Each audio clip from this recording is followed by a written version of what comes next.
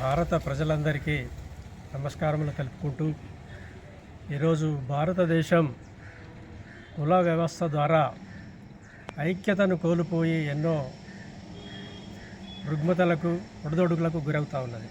ఈరోజు ప్రజలు ఈ కుల సమస్య వలన వారు ఒకరికొకరికి కలవకుండా వివక్షతో ఒత్తిడితో ఈరోజు అసలు బంధుత్వాలు అనేటివి లేకుండా జీవించడం జరుగుతుంది.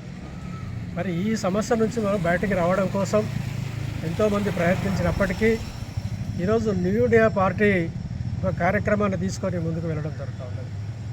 మనము ఈరోజు ఇండియాలో కులాన్ని రద్దు చేసుకోవాల్సిన అవసరం ఉన్నది.